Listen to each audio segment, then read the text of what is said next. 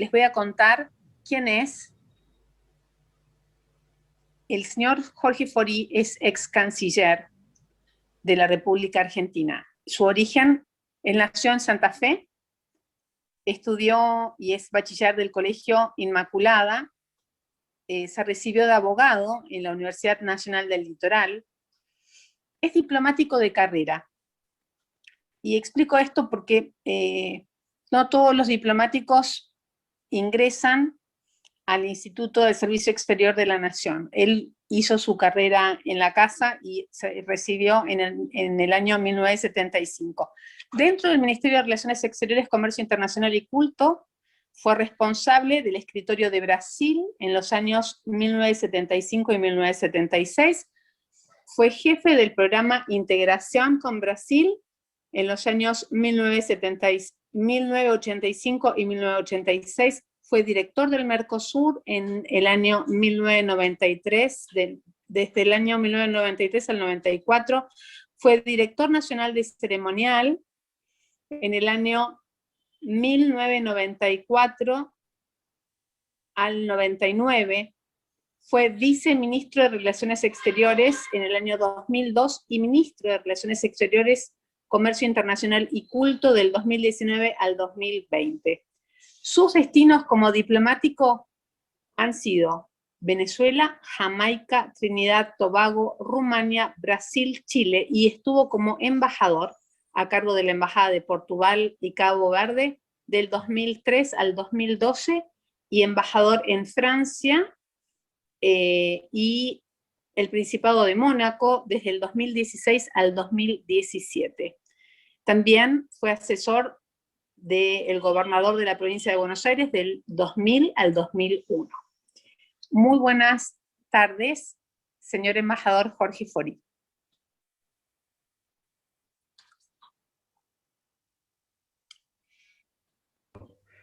Buenas tardes, María. Un gusto saludarte. Aprovecho para saludar a tu equipo, a Mariana Jaldo, que te está auxiliando en las tareas de conectividad, pero obviamente corresponde saludar al presidente del partido de UCD, Álvaro Alzogaray, que ha estado puntualísimo, como corresponde, para hacer el link con esta charla.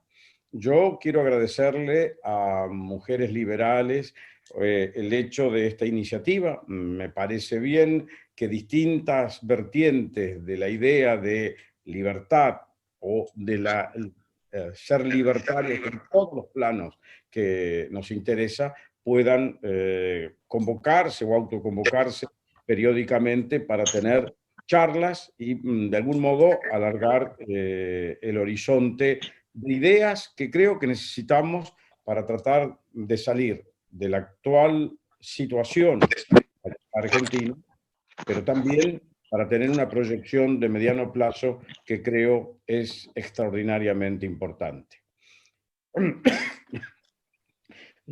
Yo no sé si María había tenido tiempo de compartir con quienes se iban a vincular a esta charla con las ideas o un poco el rotero o roteiro, como dicen los brasileños, de los temas para charlar, pero ella me mencionó un poco la situación de Argentina en el concierto geopolítico internacional, y hablamos también de todos los acuerdos, de los acuerdos más relevantes que ocurrieron durante el periodo de gestión del presidente Macri, en particular los 2 años de mi ministrazgo, llamémoslo de esa forma, porque yo estuve entre junio del 2017 y el 10 de diciembre del 2019, y obviamente a partir de ahí empezamos a registrar un giro geopolítico, o un giro de posicionamiento internacional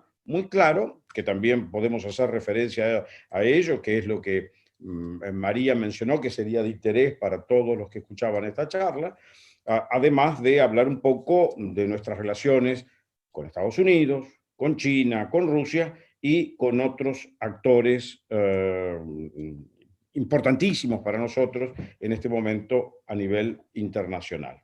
Así que, si María sigue de acuerdo en esta estructura, podríamos ir por esta ruta de temas, si les parece bien. Yo la he perdido a María en pantalla, pero supongo que estará escuchándome. ¿Me están escuchando bien ustedes a mí? Yo sí, embajador. ¿Cómo le va? Bueno, bien, buenas tardes nuevamente, ingeniero. A María y a Mariana las he perdido de la pantalla, pero supongo que nos estarán siguiendo si usted me puede Sí. escuchar. Ahí está, me parece, de vuelta. A ver. Se escucha Mariana, perfectamente. perfecto. Bueno, de acuerdo a estas ideas que conversamos muy preliminarmente con Mariano Bakowski, la primera reflexión es, en este momento, Argentina es un país aislado. Se ha aislado por propia vocación, o sea, el actual gobierno entiende que una Argentina cerrada es más funcional a sus objetivos políticos. De ahí que en algunas oportunidades se haya hablado de que estamos en un proceso de vivir con lo nuestro, una idea de un economista argentino que, más allá de su razonabilidad o no, tenía validez en el momento en que fue planteada. Él estaba en la Comisión Económica para América Latina, en la CEPAL, y esa idea del vivir con lo nuestro que él planteó en la década del 50, llamemos así, vuelvo a decir, sin discutir el mérito de si era conveniente o no, decididamente en el 2020, 2021, es una idea absurda frente a un mundo que está globalizado y con un país que depende esencialmente del exterior, básicamente para tener acceso a tecnología, para tener mercado para la colocación de sus productos de exportación, lo que no estamos haciendo bien, tener disponibilidad de productos de importación que se necesitan, insumos para la producción, y lo más importante, tener las posibilidades de disponer de financiamiento, sea este provisto por inversores, llamemos así, privados externos, o por estados en la comunidad internacional, o sin duda los organismos multilaterales de crédito o instituciones financieras que tuvieran el hipotético deseo de prestarle o financiar algo en la Argentina. Por lo tanto, esta idea de vivir encerrados resulta absolutamente contradictoria con la vocación que se supone que debiéramos tener. En diciembre del 2019, volvió a la Cancillería, al Ministerio de Relaciones Exteriores, la responsabilidad de la promoción del comercio exterior, que es todas las iniciativas para apoyar al sector privado y lograr exportar, consolidar mercados que existieran, buscar otros nuevos, generar mecanismos de algún modo creativos. Nada de esto, a pesar de la responsabilidad atribuida, está ocurriendo en el ámbito de nuestro ministerio.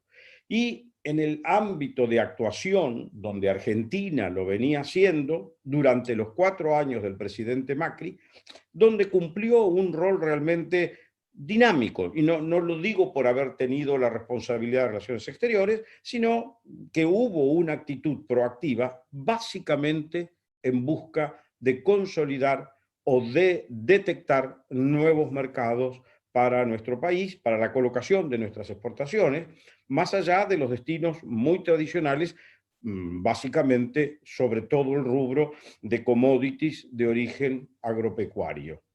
Esto se tradujo, esta proactividad de la gestión Macri, en una actuación muy razonable en todos los frentes de organismos internacionales u organismos multilaterales, y a nivel de los diálogos bilaterales, sin duda, el presidente Macri logró tener un correlato que lo construyó por encima de diferencias que pudieran existir con los países limítrofes, sin duda, no solo los otros 3 socios del Mercosur, sino también, por supuesto, Chile, que es un socio extremadamente importante para nosotros, pero igualmente con el presidente de Colombia, de la misma forma con los sucesivos presidentes que tuvo Perú durante esta etapa, durante la etapa del presidente Macri, con el propio presidente Lenín Moreno en Ecuador, pero además con los socios tradicionales. El presidente Macri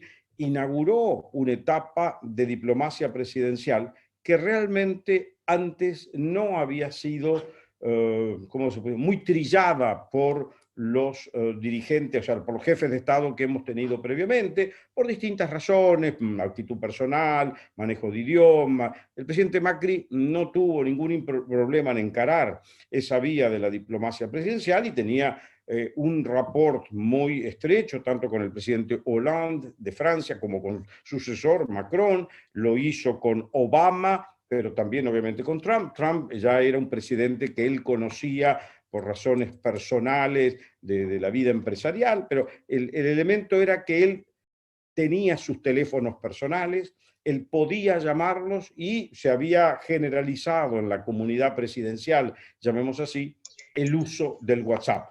Y Macri era un utilizador del WhatsApp con estos presidentes que voy mencionando, con la propia Angela Merkel, con funcionarios de distintos organismos multilaterales, particularmente aquellos que tenían un rol relevante en los temas financieros para las cuestiones que interesaban a Argentina.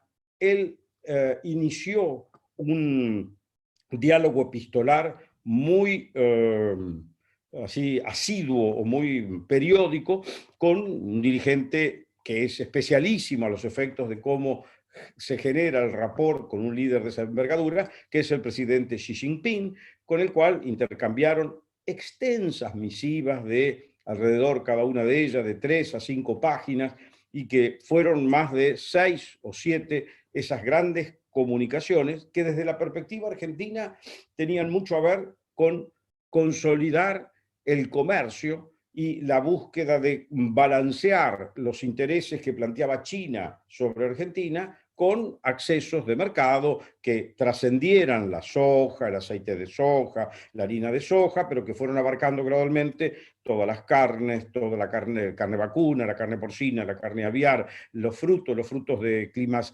frío-templado, los frutos cítricos, la uva, todo esto fue punteado, llamemos así, en estos diálogos escritos que fueron además acompañados por encuentros con todos esos líderes. Ustedes piensen que ni bien el presidente Macri asumió, llegó el presidente Obama, y él después tuvo un buen diálogo y también vino a la Argentina el expresidente Trump.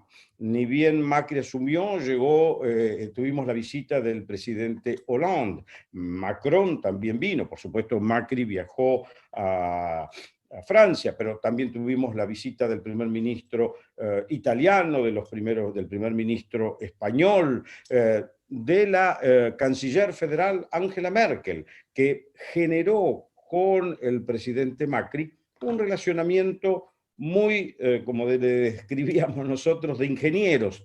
Eran personas parcas en los grandes comentarios, pero tenían una coincidencia en el modo de razonamiento, y obviamente la canciller federal Merkel era una mujer con una trayectoria política y dirigencial dentro de Europa de un peso enorme, que lo pudimos ver con bastante claridad su relevancia para nosotros en el ámbito de las negociaciones con el Mercosur.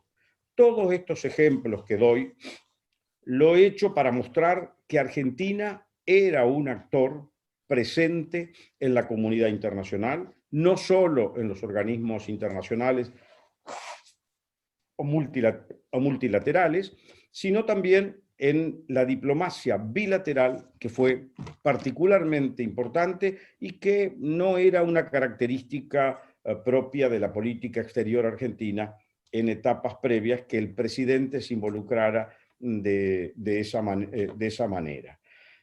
Frente a esto, que llega hasta el 9 de diciembre del 2019, a partir de ahí hay una situación compleja, porque empieza Argentina a dejar de hablar primero que nada con sus socios, empezamos a tener un mal vínculo con Brasil, no dialogamos lo suficiente con Paraguay ni con Uruguay, y con Uruguay hemos ido creando a lo largo de este tiempo una serie de atritos o de fricciones completamente innecesarias. En el caso de Chile, ni que decirlo, porque tanto en el caso de Chile como en el caso de Uruguay, hay una visión imperante en el gobierno que no son del, ¿cómo se diría en el uso corriente?, del palo ideológico que debieran ser al gusto de las autoridades locales, y por lo tanto no se ha hablado adecuadamente con el presidente Lacalle, no se habló o se lo objetó al presidente, sí, Jorge, Piñera. ¿lo puedo interrumpir un poquitito? Sí, por favor.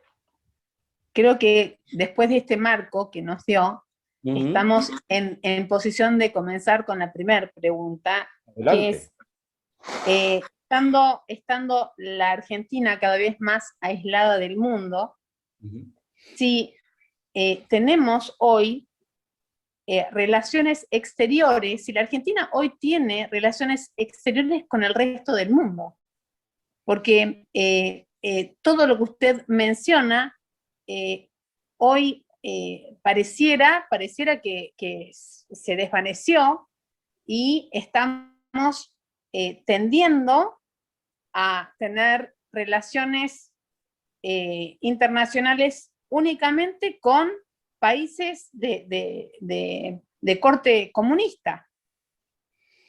A ver, la verdad que hemos abandonado, como lo dije, una visión de una Argentina abierta al mundo y prescindiendo del elemento ideológico para establecer las relaciones con quien fuera nuestro interlocutor. Tenemos como una lista de aquellos que serían aceptables y un número impresionante de los que no son ni prioritarios ni aceptables, precisamente por razones ideológicas.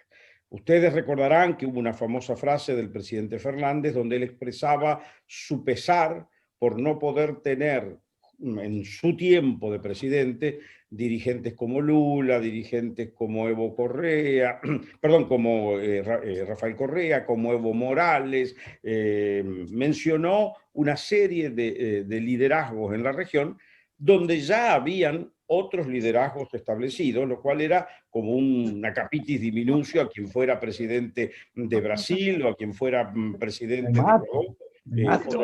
Eso realmente... Pero si estaba ahí, Domar, ¿qué vas a hacer? ¿Querés que esté saltando como un...? Eso complica el relacionamiento de Argentina en su frente externo. Ahora, digamos, creo que una pregunta que está permanente entre nosotros es, el exterior se pregunta qué quieren los argentinos, dónde están parados los argentinos, o sea, con quién quieren asociarse, con quién quieren hacer negocios. Ustedes recuerden que en el ámbito estricto de la negociación Mercosur, ni bien empieza el gobierno, se dijo: no queremos seguir adelante con el acuerdo Unión Europea-Mercosur. Esto causó enorme sorpresa de todos nuestros 3 otros socios, pero también sorpresa entre los interlocutores europeos, y en general, todos se preguntan, bueno, ¿qué es lo que quieren? ¿Por qué se quieren ir de ahí si han hecho una negociación por 22 años y ahora no quieren estar? Luego hubo como una marcha atrás en este posicionamiento, pero quedó de algún modo instalada la duda hasta dónde, qué quieren, cómo quieren. Lo mismo pasó sobre las negociaciones del Mercosur con Canadá. Por supuesto, se dieron por caídas las negociaciones con Corea y con Singapur, pero otros socios que estaban, llamémoslo así, en el pipeline con la idea de acercarse al Mercosur, también quedaron en duda. El caso de Japón, que Argentina históricamente la ha visto con muchas dudas. Hay alguien que está conectado y que hace...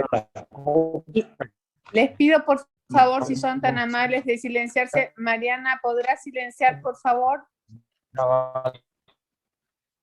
Bueno, lo mismo pasó ¿Dónde estábamos? De negociaciones con India y con Australia, Nueva Zelanda. Todo esto, vuelvo a decir, en una visión de que la Argentina cerrada y sin compromisos externos puede manejarse mejor, obviamente visión con la que no comparto.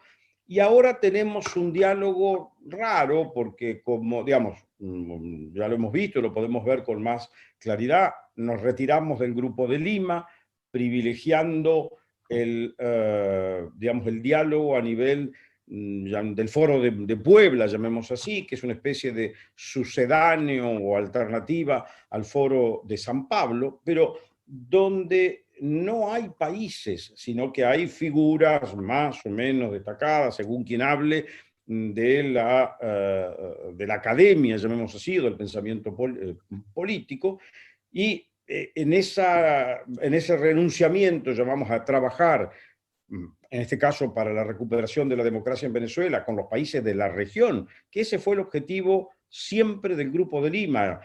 Acá hay toda una tendencia del relato del actual gobierno a decir que eso era un mecanismo para crear condiciones para la invasión de Venezuela, lo que es un absurdo. Primero porque ninguno de los países tiene en realidad condiciones de sus fuerzas armadas o de quien pudiera intervenir para nada, y tampoco era el objetivo de los Estados Unidos, que al otro que le atribuyen esa visión, porque los Estados Unidos lo que hicieron fue aplicar medidas financieras, sobre todo sobre las empresas venezolanas del régimen que operan en el mercado americano, y sobre las figuras que ellos han detectado como integrantes de, llamemos así, de la nomenclatura madurista, y que están sacando dinero al exterior para fines claramente personales, algunos de los cuales están vinculados al narcotráfico. Esto ha dado lugar a intervenciones de la DEA. Bueno, hoy Argentina con nitidez se identifica obviamente con la Bolivia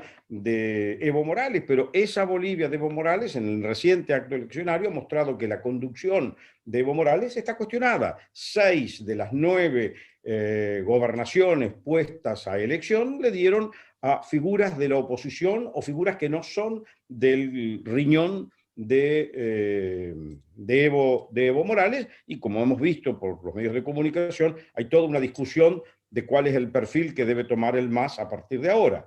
Las Jorge, elecciones, perdón, sí. perdón que lo interrumpa otra vez. No, por favor, todas las veces. Le quiero hacer una consulta. ¿Qué consecuencias trae para la Argentina que nos hayamos retirado del Grupo Lima? A ver, como les dije, el Grupo de Lima tenía un propósito claro, que era ayudar a los venezolanos, a la dirigencia venezolana, a recuperar la democracia.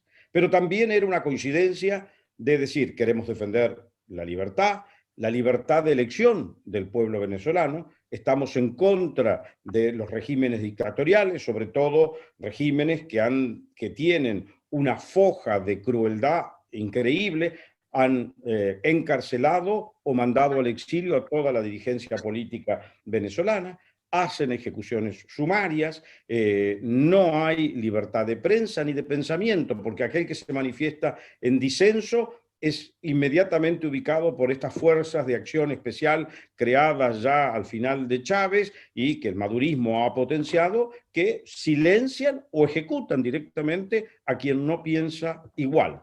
Es una visión del mundo la que comparten un grupo de países: Chile, Brasil, Paraguay, Perú, Ecuador, Colombia, Costa Rica, bueno, Costa Rica está en el otro grupo, digamos, Panamá, República Dominicana. Es una visión, decir, bueno, queremos vivir en libertad con fuerzas políticas que puedan participar todas activamente, donde respeten los derechos humanos y las libertades esenciales. Y además en Venezuela estamos en el caos final de una economía completamente dinamitada, y no, como dicen acá, dinamitada por las sanciones, sino dinamitada por el propio accionar ineficiente de un gobierno que ha hecho todo tipo de tropelías administrativas, de mal manejo económico, a punto que la empresa estatal venezolana, PDVSA, que producía entre 3,5 millones a 4 millones de barriles diarios, ahora anda en torno de los 400, los 500.000 barriles diarios, lo que no le alcanza para sustentar,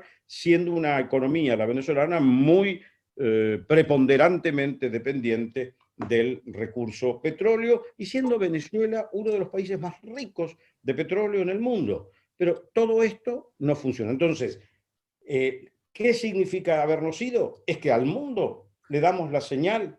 Los argentinos quieren la libertad, los argentinos defienden la democracia, ellos se dicen, digamos, el mundo dice que nosotros nos definimos como paladines de los derechos humanos.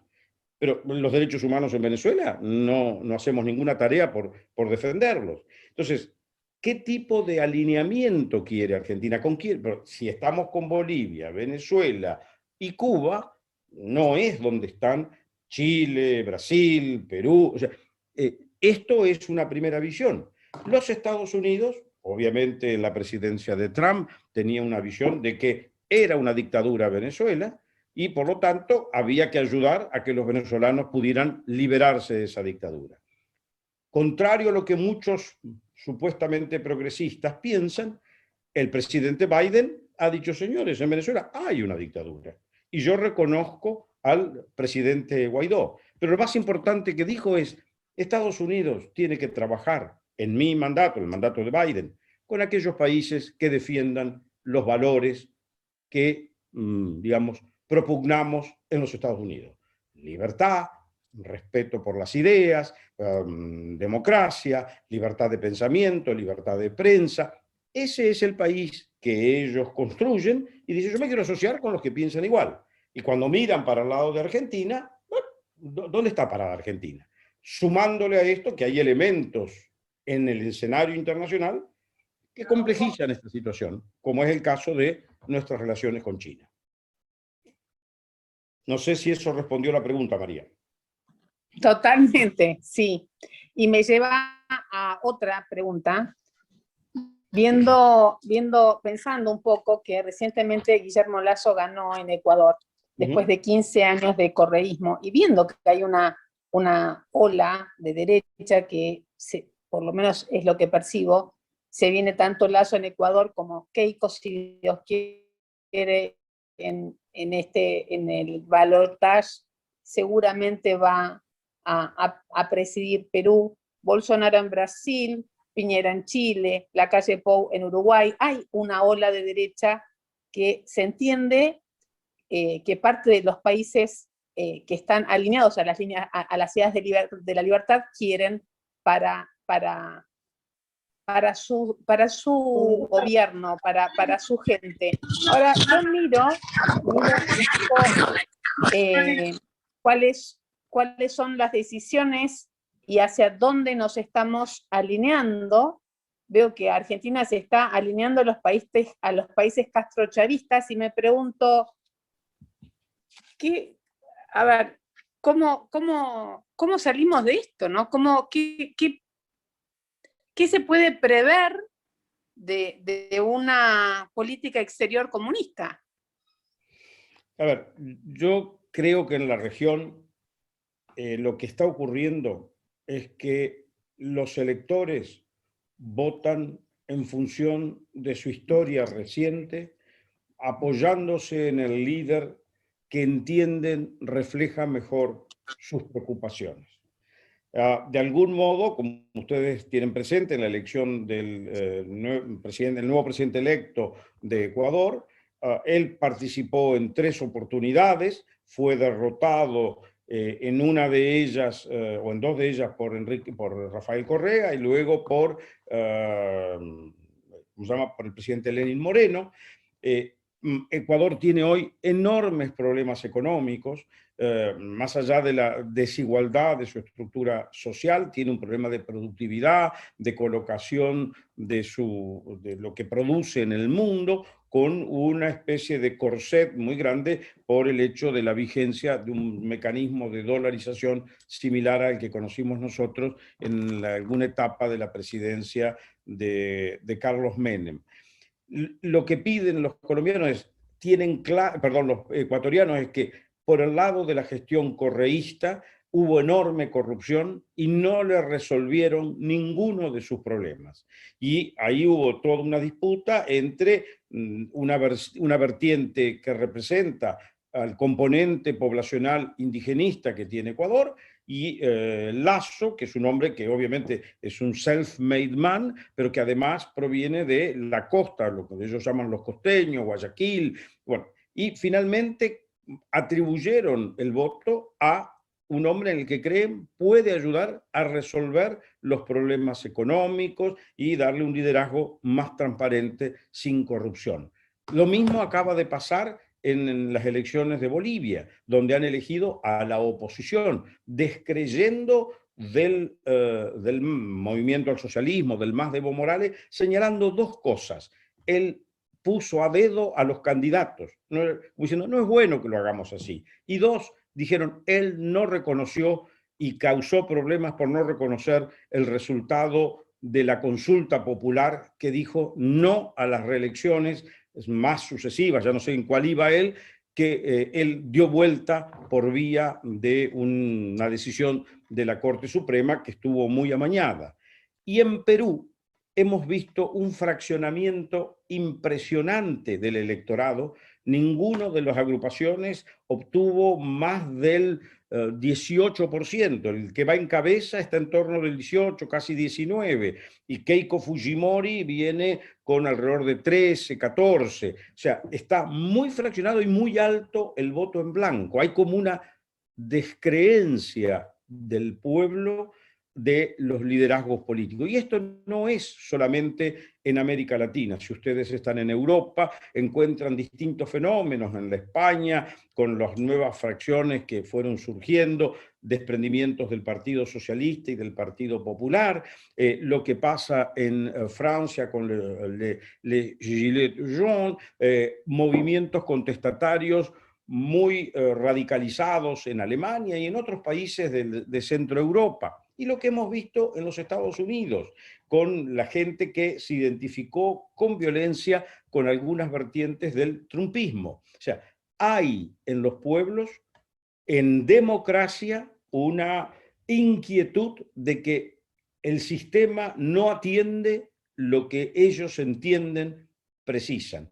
Y el diálogo entre liderazgos y fuerzas políticas está como no lo suficiente, lo necesariamente fluido. Y eso me parece explica mejor los votos que hemos tenido, siendo que además hay grupos que aprovechan esa insatisfacción de distancia entre dirigente y voto o integrante del pueblo y generan movimiento como todo lo que pasó en Chile, que viene recubierto de demandas de cambio de la Constitución y de que el gobierno no atiende y que fue el problema del boleto, pero que es el problema de la educación. En realidad todo esto está muy motorizado por otro lado.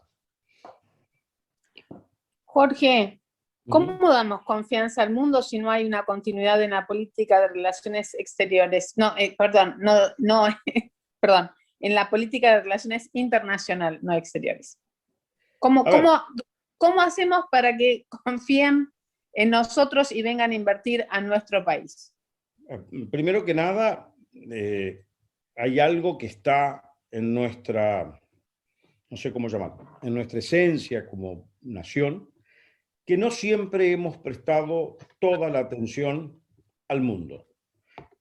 Argentina, por su ubicación geográfica, por su disponibilidad de muchos recursos que permiten una cierta viabilidad de una economía acotada, pero una cierta viabilidad, nos hemos dejado un poco atrás de cómo va el acontecer internacional y eso nos ha llevado a cometer, sobre todo en la segunda parte del siglo XX, algunos errores que repetimos, esto ya entrado este siglo XXI, que son enormemente importantes.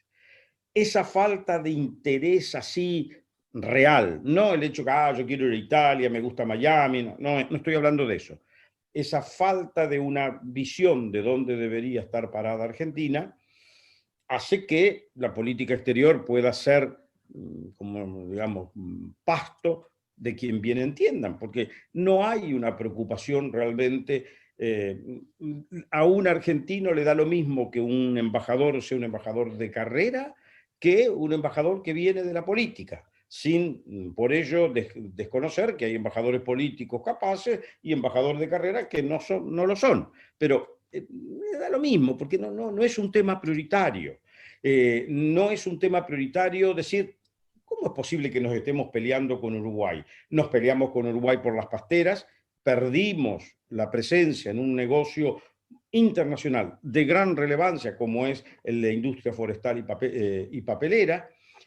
Hoy estamos discutiendo con Uruguay no solo la visión del Mercosur, donde las respuestas que da el gobierno son acordes con la idea, yo quiero una Argentina cerrada y que nadie me pregunte nada. Pero además nos estamos peleando por cosas concretas, muy inmediatas, como la navegación en la entrada de la hidrovía Paraná-Paraguay y también de la hidrovía que es ya el propio río Uruguay, con proyectos que apuntan en realidad a querer hacer mucha caja rápidamente, este proyecto del Canal Magdalena, que sienta a la provincia de Buenos Aires en la hidrovía, porque en realidad la hidrovía no incluía a la provincia de Buenos Aires, porque Buenos Aires es responsable del Río de la Plata y hay una comisión administradora del Río de la Plata creada en épocas del general Perón en 1975, 74, 75. Entonces,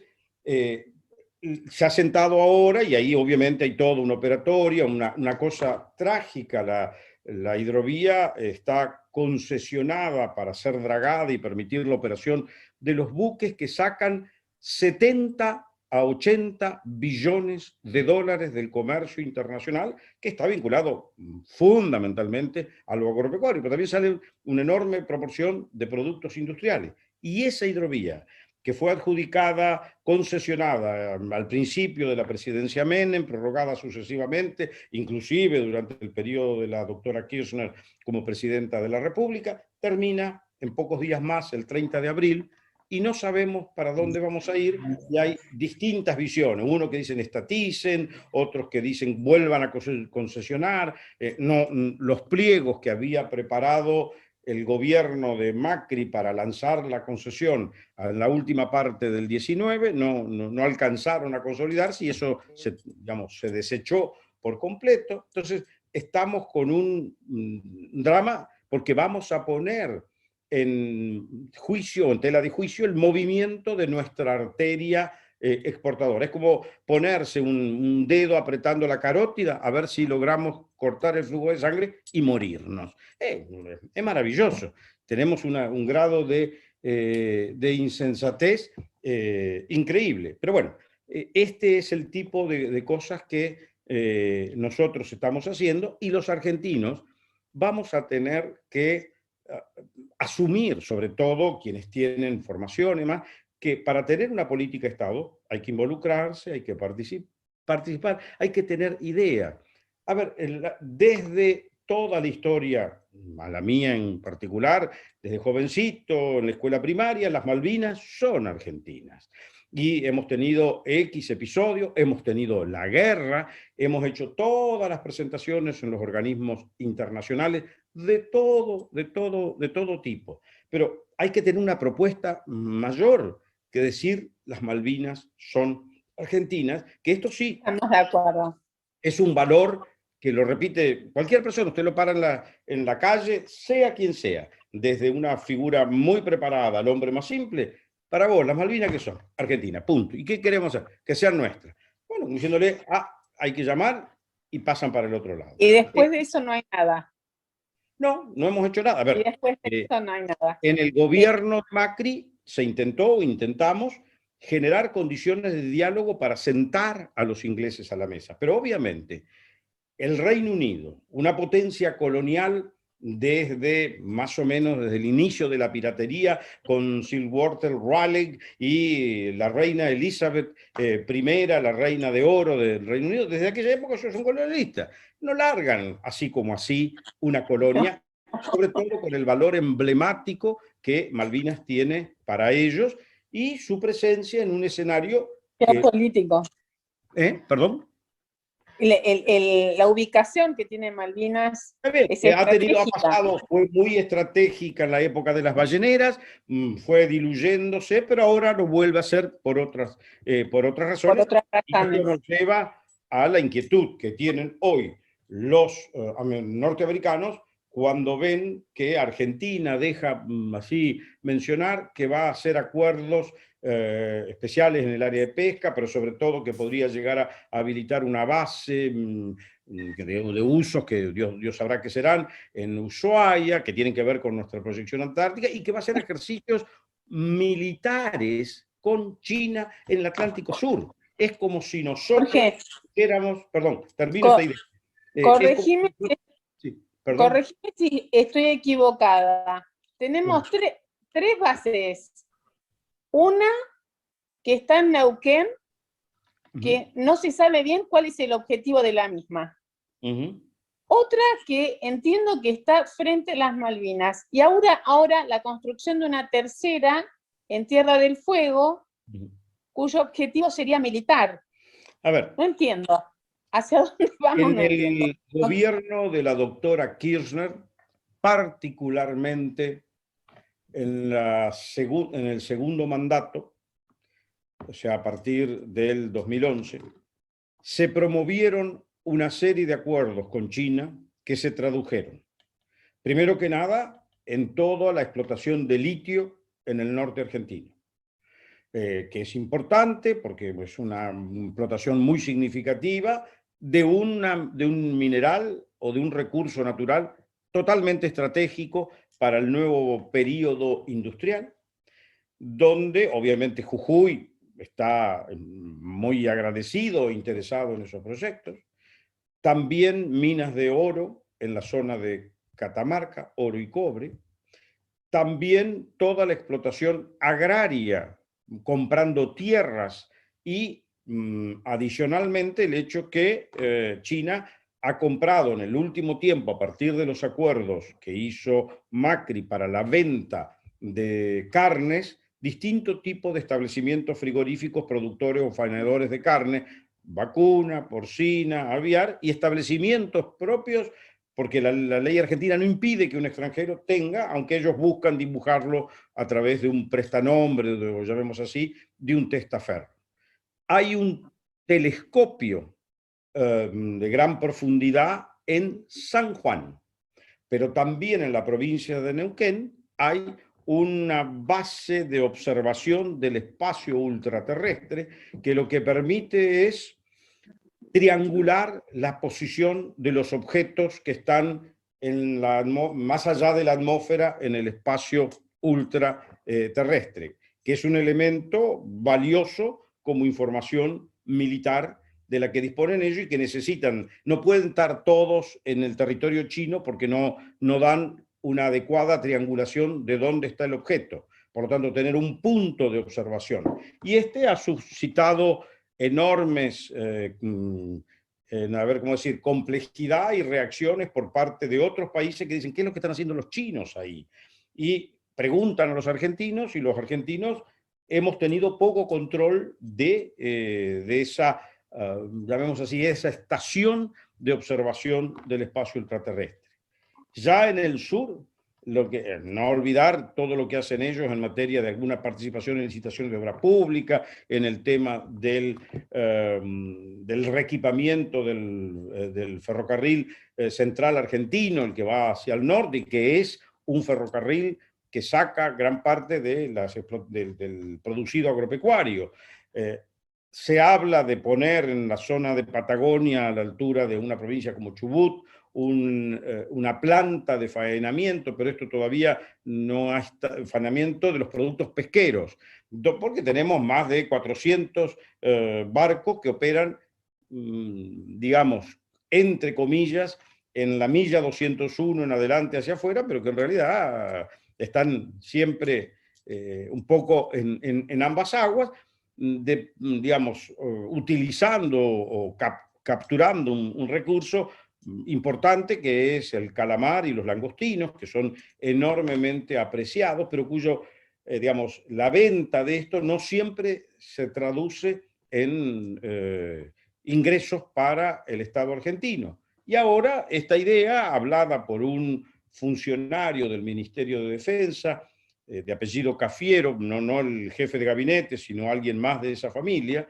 que está en ese cargo y que dijo que íbamos a hacer ejercicios navales, lo anunció en una reunión del Consejo Argentino de Relaciones Internacionales, y esto ¡pop!, pegó un sacudón a toda la audiencia, porque como les decía, no hay ninguna chance de que nosotros hagamos ejercicios navales en el mar de China, pero sería tan raro como que Argentina estuviera con barcos en el mar de China, el hecho de que barcos de la defensa china estuvieran en el Atlántico Sur, con la preocupación de la proyección hacia la Antártida, con lo que esto significa además por esta visión que transmitió el gobernador de Tierra del Fuego, Gustavo Melela. O sea que hay, para el mundo, vuelvo al inicio, ¿dónde están parados los argentinos? ¿Qué es lo que quieren hacer y con quién?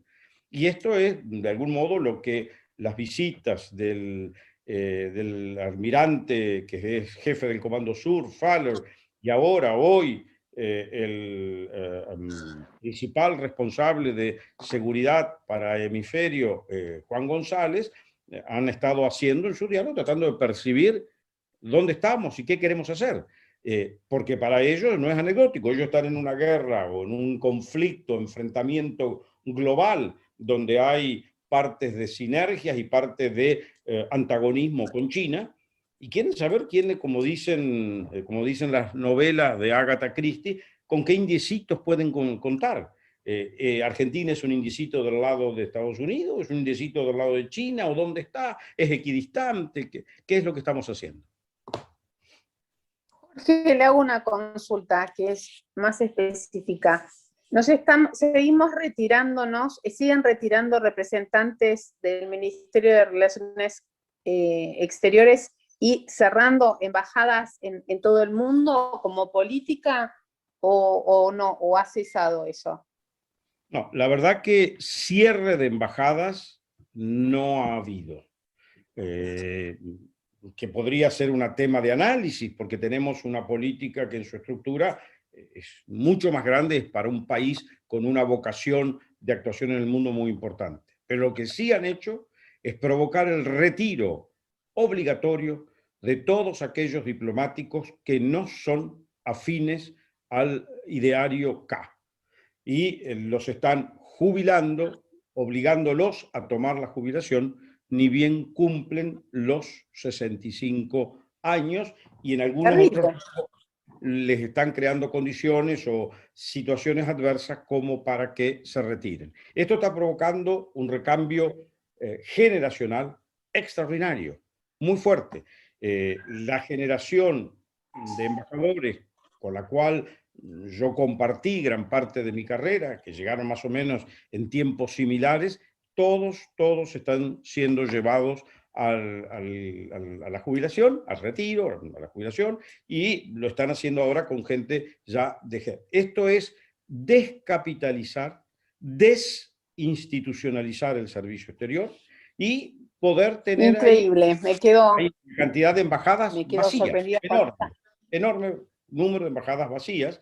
Digamos, no teníamos embajador en Ecuador, no teníamos hasta inicio de año embajador en Colombia, y así por donde vayamos, hay países de Europa Central, hemos estado con embajadas claves para nosotros por un tiempo sin jefatura de misión.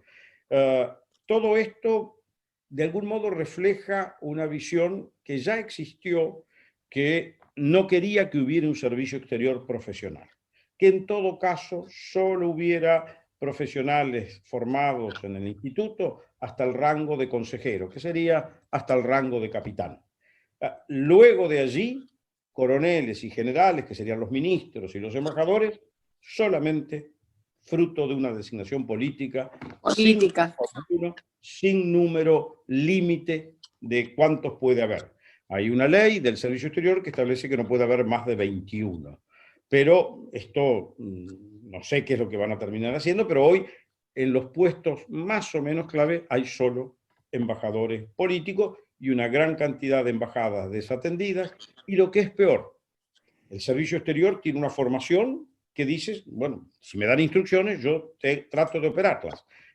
Podrán decir, mire, lo que usted pide no es lo correcto, pero no hay instrucciones a las embajadas. Las embajadas no funcionan en el exterior. Si llaman al ministerio, no hay respuesta del ministerio, salvo que el embajador tenga algún contacto político y conozca, porque ni siquiera se atienden los teléfonos. Y esto ha aparejado a su vez que, como la regla del funcionamiento diplomático es que las embajadas acreditadas en un país trabajan según los mecanismos de funcionamiento de la Cancillería ante la que están acreditadas, si acá no funcionan, tampoco funcionan las embajadas extranjeras, las que están aquí. Por lo tanto, toda la queja, todo el mundo, mira, quise hacer un trámite en Uruguay o en España, y no lo pude porque la embajada está cerrada. ¿Cómo es posible que bueno, están porque nosotros además estamos cerrados. Terrible, te escucho y en función del diagnóstico que estás haciendo, estoy más que sorprendida. Te hago una pregunta, ¿cuál es el beneficio de alinearse con Venezuela, China, Rusia, Irán, Cuba, Bolivia? Venezuela está fundida. China y Rusia tienen un volumen comercial importante, pero después Irán es pobre, Cuba es pobre. Bolivia tenemos algunos puntos de negociación, ¿sí? Pero ¿cuál es el beneficio realmente de alinearse con estos países? Creo que conlleva una mirada política o ideológica, llamemos así, de nuestra parte. Entiendo que las estancias que la doctora Kirchner tuvo en Cuba acompañando el proceso de enfermedad de su hija le permitieron diálogos con la dirigencia cubana que ilustran o le habrán permitido elaborar algunas ideas que están hoy en aplicación y donde la sobrevivencia de Venezuela es un elemento fundamental. Y lo hemos visto también, lo hecho por Lula, que Lula ahora que ha más o menos desembarazado el frente judicial, él salió en sus primeras afirmaciones a decir que en Venezuela había una democracia. Yo creo que no hay que confundirnos en el caso de China. China es un jugador, es como discutir entre Messi y Cristiano Ronaldo. Tienen carreras que están muy arriba de un jugador común, tienen objetivos que tienen que ver con recursos económicos, cuánto ganan, si juegan en los equipos que juegan en la Premier League, ellos están allá. Y China tiene intereses estratégicos frente a los países del sudeste asiático, frente a Europa, y lo digo con un poquito de carácter tenue, en África, porque hay mucha obra y materia prima para usar, y sin duda en América Latina. Y esos intereses son con independencia de si está la doctora Kirchner, está Macri o está el presidente Fernández.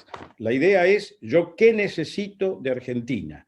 Y la verdad que de nosotros han sacado, como ya les mostré previamente, muchísimo.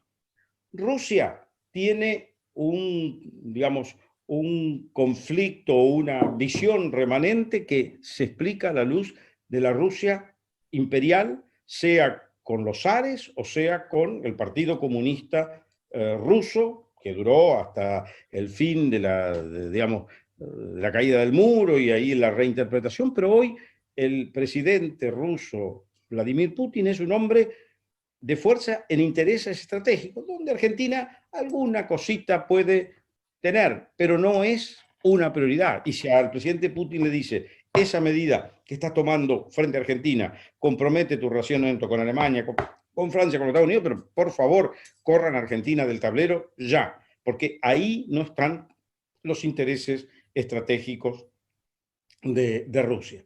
Por lo tanto, este alineamiento, Irán es un complejísimo paria de la comunidad internacional que busca consolidar una visión teocrática para su sociedad y un predominio en su región, donde hasta ahora viene haciéndolo con fuerza, con Siria, con la rama de Hezbollah en Líbano, obviamente totalmente opuesto a la existencia de Israel, que deniegan permanentemente el derecho de Israel a existir, y cuestionan a las monarquías árabes, sobre todo las del Golfo, que sean de una vertiente sunita, porque ellos preconizan la vertiente chiita. Todo esto para nosotros, si yo le pregunto a un argentino, ¿vos querés ser chiita o sunita? Me está diciendo, no sabe si le pregunto por un choripán o por una empanada, no tiene idea de qué le estoy hablando, porque tampoco tiene por qué. Pero sin embargo, hay una definición que estamos tomando aliándonos, o no aliándonos, vinculándonos con...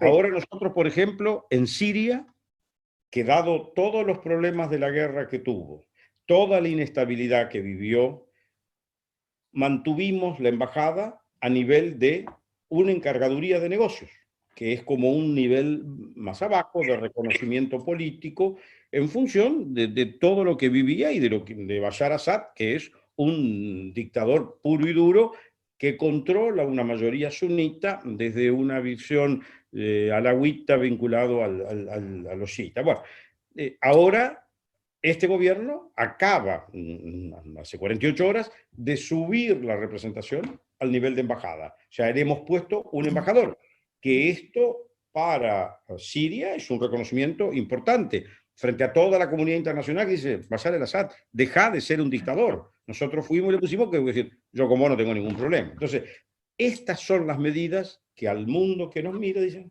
¿en qué está esta gente? ¿A qué se dedica? ¿Para dónde vamos? Terrible. Jorge, te hago una consulta en el marco político actual. Si tuvieses que decidirte por un partido político, ¿con cuál te alinearías? A ver, como vos sabés, yo he estado trabajando en el gobierno de Juntos por el Cambio, de algún modo por la vertiente de PRO, fui ministro de Relaciones Exteriores del presidente Macri y tengo la expectativa, me gustaría, digamos, yo ahora estoy retirado del servicio exterior desde el 10 de diciembre del 19 y me gustaría poder hacer un aporte en mi provincia.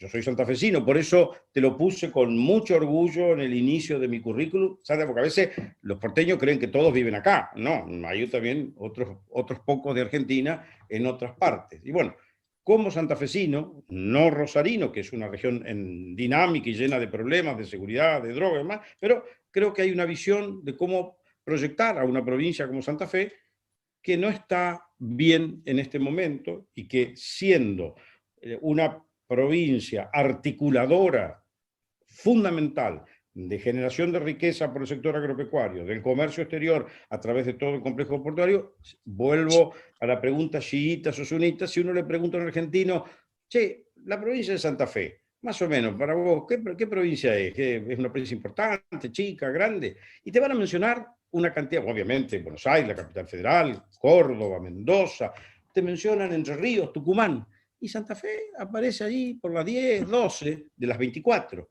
No, pocha, esta es la cuarta provincia de la República. Tratemos de jerarquizar lo que nosotros podemos hacer. Bueno, me gustaría hacer una contribución y obviamente, siguiendo la línea en la que he estado, lo estaría haciendo desde el PRO. Veremos. En todos los partidos políticos, y eso el ingeniero Alzogaray lo sabe bien, no es fácil conciliar las expectativas con las internas del partido. Pero bueno, ya veremos si tengo suerte o no tengo suerte. Él también es santafesino, Jorge. Sí, lo sé, no, lo tengo claro, la tierra aparte conocí a algunos primos segundos de su papá. Esperanza, la tierra de Esperanza. Y de Esperanza, Colonia Esperanza, básicamente descendiente de los inmigrantes suizos franceses de aquella época, cuando se hizo el contrato con Aarón Castellanos y el gobierno de Santa Fe, ¿no? Que vinieron las primeras colonias, por eso se considera que es la primera colonia agrícola. Y ahí desciendo yo. O sea, Santa Fe tiene que recuperar esa raíz. No recuperar para volver a ser como Aragón Castellano. El programa de Aragón Castellano y la traída de los inmigrantes, porque fue una lectura del mundo. ¿Qué le pasa al mundo? Necesitan comida. Entonces, si tenemos comida, tengo tierra. Bueno, pongamos muchachos a trabajar. Y buscaron agricultores o gente que viniera a deslomarse. Y esa generación que llegó entre 1870 y 1900, 1910, son toda gente que le fue muy bien, que sus hijos prosperaron, que sus hijos o nietos fueron muy formados, que tuvieron un capital, y después, a partir de los 60, 70, perdimos viabilidad. Entonces, en Santa Fe, cuando era chico, y creo que hasta hace no demasiado tiempo, se respetaba la cultura del trabajo, y no cumplir con la palabra era de chantas. Robar no era simpático, no era bueno. Ahora, todo esto es no cumplir con la palabra, robar. Entonces, al Santa Fe, para volver a ser lo que fue, tiene que recuperar su cultura de trabajo y mirarla a la luz del siglo XXI, no del pasado. ¿Usted es de la ciudad de Santa Fe, embajador? ¿De la ciudad? Santafesino, sí señor. Yo también. Yo también Sí. nací en la ciudad de Santa Fe. Sí, hice mi escuela primaria, secundaria y universidad en Santa Bueno, Fe. claro, en la Inmaculada, famoso Claro. colegio jesuita. Y lo agradezco realmente muchísimo, muchísimo, porque me dio una impronta de la cual quizás si hubiera estado en otro medio no me hubiera ido tan bien. La Muy bien. educación de Inmaculada para mí fue muy importante. Sí, yo tengo familiares, primos que hicieron la Inmaculada también, estando en Santa Fe. Están todos muy contentos. Uh-huh. Qué interesante cómo un hombre que ha vivido y ha estado en muchos países del mundo y ha tenido la suerte de conocer distintas culturas, tiene la grandeza y la humildad de querer volver a su provincia para ponerla de pie y para ponerla y posicionarla en el mundo, ¿no? Yo me quedo con eso, pero vuelvo sobre la política exterior con una pregunta que me olvidé de hacerte, y es, ¿qué pasó? ¿Por qué fracasó el Mercosur? A ver, primero que nada te hago un comentario a la frase de la provincia. Cuando Richard Nixon perdió las elecciones con John Kennedy, en una entrevista televisiva le preguntaron qué le había pasado y cómo era, y él dice, mire, en política si uno quiere arreglar el mundo, lo primero que tiene que hacer es arreglar su propia casa. Me pareció una frase de mucha lucidez. El Mercosur no fracasó. El Mercosur está parado por obra de Argentina. No nos engañemos. El Mercosur, 30 años después de existencia, necesita tener un debate interno si aquellas figuras o estructuras que decidimos llevar adelante para generar el espacio económico ampliado y la competitividad de nuestras economías, ¿funciona o no funciona? En los 30 años del Mercosur hemos pasado por crisis extraordinarias, como las de Brasil, en la última parte de Fernando Henrique Cardoso, como las que vivió Argentina en el periodo del presidente de la Rúa. Hemos tenido ciclos de boom económico a todos los que somos productores de materias primas. Al mismo tiempo hemos desperdiciado esas oportunidades, y el esquema escogido en 1992, un poco al impulso de lo que se había hecho, digamos, lo que había hecho la Unión Europea, sobre la cual nos queríamos referenciar, porque ellos nos estaban dando asistencia, parámetros de trabajo y demás. Lo de la Unión Aduanera, bueno, hoy se ha convertido en un espacio absolutamente inflexible. Inflexible porque tenemos una barrera arancelaria que prácticamente no practica ya nadie. Nuestros promedios en términos de arancel están entre 12 y 18, pero digamos la media anda entre 14 y 16. Y el mundo practica en media aranceles que están entre 4 y 8, pero la media anda en 6. Entonces, obviamente somos un país no competitivo, primero que nada para incorporar tecnología, para atraer insumos, y en el reverso el otro me dice, bueno, pues si vos me enchufás un arancel de tanto, no me pidas que yo te libere así como así mi mercado. Entonces, esto estuvo ya en discusión, y el acuerdo Unión Europea-Mercosur, que está inicialado, porque hay toda una galleta de lo que está inicialado, que quiere decir, las dos partes dijimos, esto es lo que queremos firmar. Y ahí hubo los europeos que tienen 28 lenguas o 28 miembros, lo tradujeron a 26 idiomas, todo esto, y ahí era el momento donde, al finalizar la presidencia Macri, teníamos que lanzar los 4 del Mercosur, la aprobación parlamentaria, y los europeos hacer toda su tarea, que es diversa según los capítulos. Algunos van solo al Parlamento Europeo, otros van a los parlamentos nacionales y luego al Parlamento Europeo nuevamente. Bueno, esa tarea no hicimos, se quedó parado ahí. Se quedó parado ahí con un mensaje, llamemos así, del 16 de diciembre, donde Argentina dice, no, yo ese acuerdo no lo quiero reescribir. Los de Europa dicen, no, hermano, negociamos por 22 años. Las listas de productos que sometimos al acuerdo Unión Europea-Mercosur, que nos costó enormemente coincidir en la propuesta Mercosur elaborada por Brasil, Argentina, Uruguay y Paraguay, esa lista se presentó. La primera versión, 2004, presidencia Néstor Kirchner. La segunda versión, 2010, presidencia Cristina Fernández de Kirchner. La tercera versión es la del 2014, presidencia Fernández de Kirchner. O sea que nadie puede decir que no sabían qué era lo que estábamos negociando. La lista se hizo 3 veces durante las gestiones del kirchnerismo. Y esa fue la lista que tomó el equipo negociador del presidente Macri para hacer la negociación con la Unión Europea. Por lo tanto, es una cuestión de voluntad. Ahora, el Uruguay desde hace ya, no con Fernández simplemente, hace tiempo que dice, miren muchachos, tenemos que vincularnos a otros espacios comerciales del mundo. Ellos dicen, primero que nada, China, lo pueden decir Uruguay y Paraguay. ¿Por qué? Porque ellos tienen pocos sectores productivos que tengan un embate de la competición china, lo cual es devastador para Brasil y altísimamente impactante para Argentina, porque tenemos sectores productivos y son sectores productivos de uso de mano de obra intensiva. Nuestros productos, como los de Brasil, con alta tecnología y poca mano de obra, no tienen problemas de competir ni con China ni con Francia. Nosotros hacemos reactores nucleares que le hemos vendido, entre otros muchos, a Holanda. Tenemos tecnología espacial. No necesito energía nuclear china, pero bueno, la tuvimos que absorber. ¿Perdón? INVAP, los reactores de INVAP. Sí. Por eso, nuestro problema es el sector de bienes seriados. Entonces, esto tiene que tener una discusión, pero cuando nos sentamos en la discusión, vemos que para traer, no sé, el componente X que ayuda en la fabricación del producto, el arancel que tiene que pagar ese producto es altísimo. Por lo tanto, el producto que va a terminar saliendo va a ser difícil, caro, y después tenemos toda una cantidad de normativas que al interno del Mercosur no hemos logrado unificar en materia sindical, en materia de condiciones de trabajo, en condiciones del crédito. Está todo como desarticulado. Pero eso no quiere decir que el proyecto sea fallido. Lo que es fallido es la instrumentación.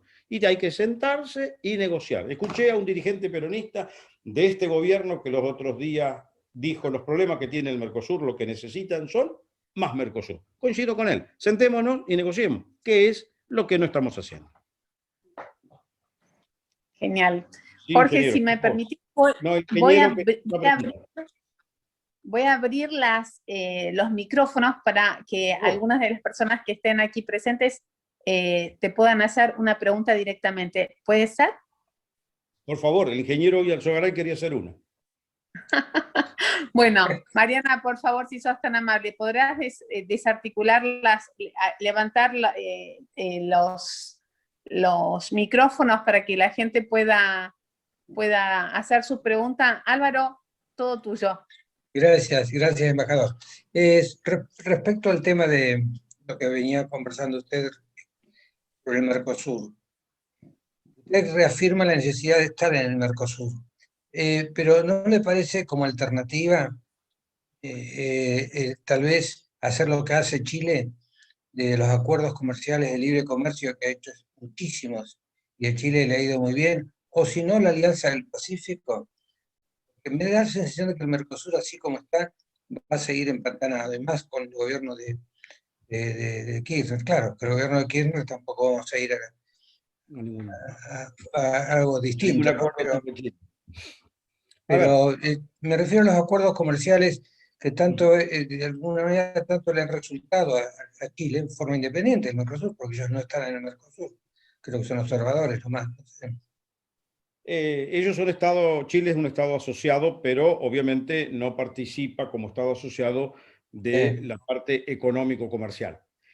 A ver, Chile empezó este camino de acuerdos de libre comercio, que creo que tiene alrededor de 28, 30 acuerdos importantes, en el periodo de Pinochet, todavía al frente de Chile, con Hernán Vigi, ministro de Economía de ese país. O sea, estamos hablando que han pasado tranquilamente 30 años en los que Chile ha consolidado, y eso explica por qué Chile tiene vinos en China o en Europa y nosotros no. Bueno, una cantidad de cosas que muchas veces relevamos. Realmente empezar de cero ahora, solo como Argentina, creo que sería muy difícil, sobre todo con la trayectoria que viene teniendo Argentina, donde los otros socios o los potenciales descreen de cuánto vamos a hacer y cuánto vamos a cumplir. O sea, Chile tiene una política de Estado en materia de su frente de relacionamiento externo y de su comercio exterior, que nosotros no hemos logrado construir en todos estos 30 años, que pertenecemos al Mercosur. Y el acuerdo Unión Europea con el Mercosur fue muy bien recibido globalmente y despertó el interés de otros países, porque obviamente interesa el mercado brasileño, 220 millones de consumidores. Argentina agrega una cuota de 40 millones y tanto de consumidores, pero la atracción, y sobre todo en el tiempo que va a venir, que está viniendo, hoy hay una nuevo, no sé cómo llamarlo, no es un nuevo orden, pero una discusión internacional de cómo vamos a actuar frente a los distintos organismos, cómo nos vamos a comportar, El hablar en nombre de un bloque tiene un peso enorme. Ahora, ese bloque tiene que tener una discusión interna muy fuerte. Así como está, no sirve. Y no está funcionando y nos está ralentizando a todos. O sea, pero donde quienes llevamos una carga importante somos nosotros, los argentinos, que no estamos actuando ni siquiera, ¿cómo lo podría decir?, lealmente, de decirle, mira, Uruguay, yo tengo el problema que, no sé, tal sector, o Moyano se va a quejar de tal otro, pero hablar y negociar las condiciones en que podemos hacer esto. Yo vuelvo a decirle, frente a la idea de hacerla de Chile, Chile tiene pocos sectores industriales que proteger. Tiene una economía agropecuaria, tiene la economía del cobre, ha logrado desarrollar un rubro interesante en servicios tecnológicos vinculados sobre todo a lo digital, pero el sector de manufacturas, que acá es el cuello de botella a proteger, no está presente en Chile. Entonces la definición del acuerdo con otros países es relativamente más, no más fácil, pero no encuentra tantos obstáculos. Mientras que nosotros, teniendo el componente Brasil, el contrincante o la otra parte está dispuesto a allanarse a condiciones para lograr poner cucharita dentro del Brasil. Gracias, Macario. Jorge, última pregunta. Hay algunas preguntas en el chat, no sé si alguien quiere levantar la mano y le damos la palabra o las leemos desde el chat. Mariana, las del chat ya las anoté y las hice, Bueno, pero si quieren, si alguien más tiene alguna pregunta nueva, sí. Es más, esta es una de ellas. ¿Volverías a encabezar la lista opositora con Mauricio Macri? ¿Vos crees que es una elección inteligente? A ver, yo creo que el presidente Macri, como todos los expresidentes, siempre tienen un rol muy grande a cumplir. Y lo que ha estado en discusión en este momento es la centralidad o no dentro de PRO del presidente Macri. Yo creo que no es el momento de hablar de candidaturas. Creo que eso se tiene que definir en un momento más inmediato al proceso eleccionario en sí, pero lo que yo revalido, rescato, que es que el ingeniero Macri es una de las voces de mayor peso para trabajar dentro de la coalición entre los dirigentes y formular no solo la propuesta, sino articular los nombres. Fantástico. Bueno, Jorge, te dejamos descansar. Muchísimas gracias por tu participación hoy.